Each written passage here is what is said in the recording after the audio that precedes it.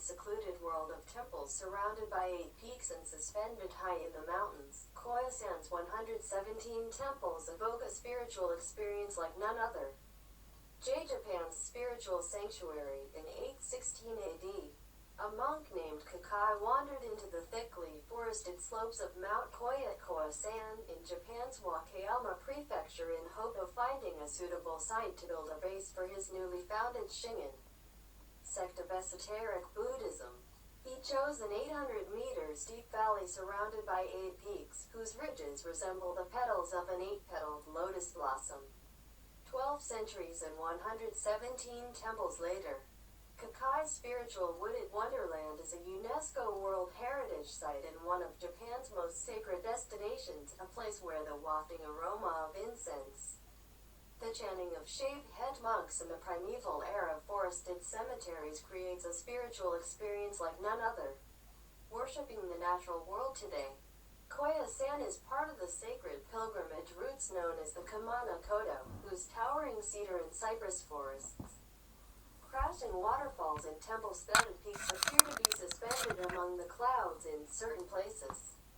This 307 kilometers network of moss-covered stones and earthen trails, which connect the 3 great Kamana shrines to Koya-san, attracts roughly 50 million visitors a year and reflects the ancient Japanese belief of worshipping nature.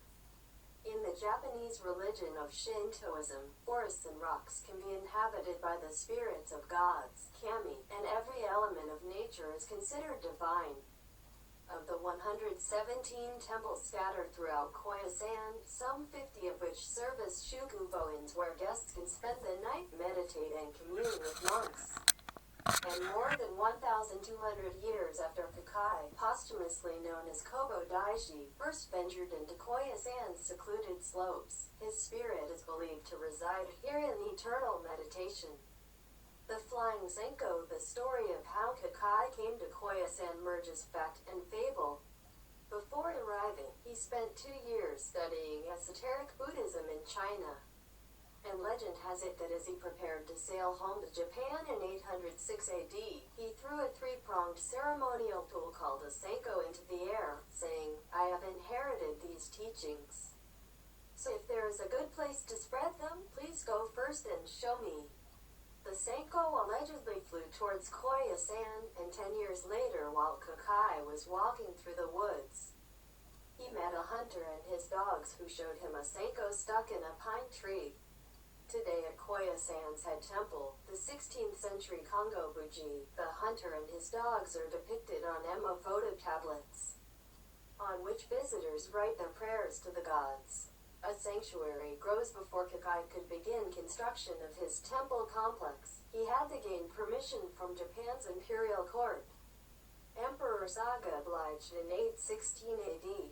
From then on, Koya-san's growth, which reached 1,000 plus small temples during the Edo era between 1603 and 1868, and eventually merged into the current number of 117, was closely tied to support from the imperial family and aristocrats, samurai lords, and commoners, many of which were keen to be close to Kukai's spirit by visiting his mausoleum and by being buried in Koya-san's Okuno cemetery after their own passing.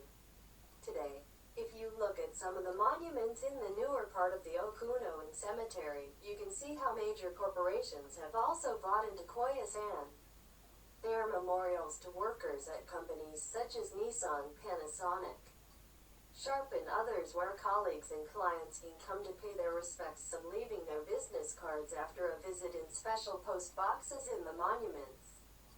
An interesting mix, while you can't ignore the tour buses, souvenir shops, and crowds that make Koya-san a touristy destination. 2 million people visit annually, but only 60,000 non-Japanese. The site, particularly at Okuno, still feels like a very spiritual step back in time.